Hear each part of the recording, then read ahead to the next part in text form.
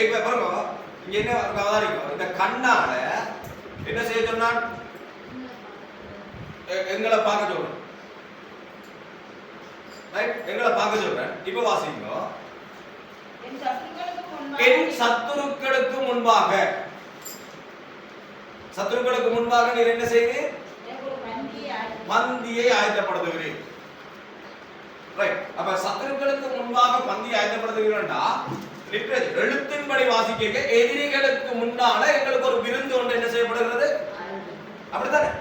என் சத்துருக்களுக்கு முன்பாக நீர் எனக்கு ஒரு பந்தியை ஆயத்தப்படுத்துகிறேன்னா எதிரிகளுக்கு முன்னால ஒரு பந்திய விருந்து என்ன செய்கிறீர் எதிரிகளுக்கு முன்னால அப்ப சண்டைக்காரருக்கு முன்னால எங்களுக்கு விரோதிகளுக்கு முன்பாக எங்களை எதிர்க்கிறவர்களுக்கு முன்பாக எங்களை மதிக்காதவர்கள் எங்களை அங்கீகரிக்காதவர்களுக்கு முன்பாக நீர் எனக்கு ஒரு பந்தியை ஆயத்தப்படுத்துகிறீர் ரைட் இப்ப ஆண்டவருக்கு பிரியமில்லாத ஏதாவது ஒரு குணை என்று சொல்லுங்க ஆண்டவருக்கு விருப்பம் இல்லாத ஏதாவது ஒரு குணையல் எங்க பார்த்து கொண்டு இருக்கிறீங்க கண்ணால சொல்லுங்க எங்களை தான் பாருங்க ரைட் இப்ப எங்களை நாங்கள் பார்க்கல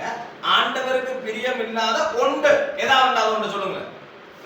இப்ப நான் என்ன பார்க்க ஆண்டவருக்கு பிரியம் இல்லாத ஒன்று இதுக்குள்ள இல்லாம இருக்குமோ ரைட் கேப்போம் இருக்குதுன்னு சொல்ல வரல ஏதாவது ஒன்று சொல்லுங்க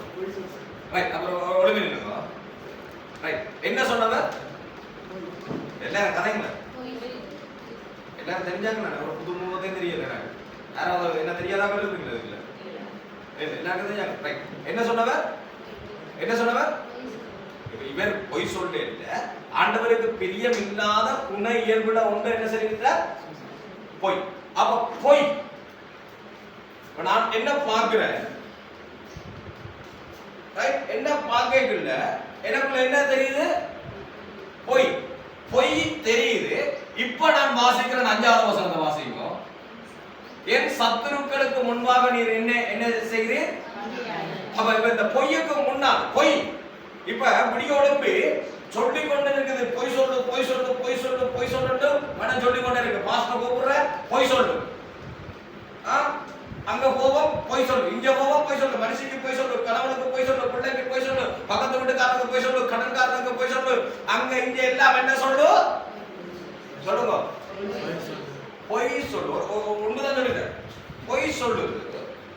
பொய் மனசுக்குள்ள இருந்து போராடி கொண்டிருக்கு சொல்லு இங்க பைபிள் சொல்லுது என் சத்துருக்களுக்கு முன்பாக நீர் எனக்கு ஒரு பந்தியை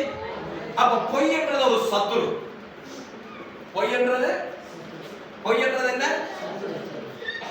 பொய் என்றது சத்துரு பரிசுத்தாவியானவர் என்ன சொல்ற உள்ளுக்குள்ள இருந்து பொய் சொல்லாத என்னது பொய்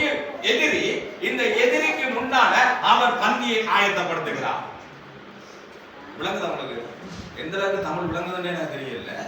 பொய் என்றது ஒரு சத்துரு இந்த பொய்யின் சத்துருக்கு முன்னால பொய் சொல்லாத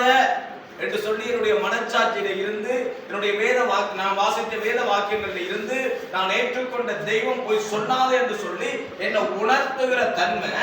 என் சத்துரு எது சத்துரு பொய் பொய்யுக்கு முன்னால எனக்கு ஒரு விருந்த ஆயத்தப்படுத்துறார் உண்மை சொல்லுவாங்க அப்ப லிட்ரேச்சர் எழுத்தின்படி என் சத்துருக்களுக்கு முன்பாக என்ன செய்தி அப்ப சத்துரு எங்களுக்கு அடிக்கிறவன் உதைக்கிறவன்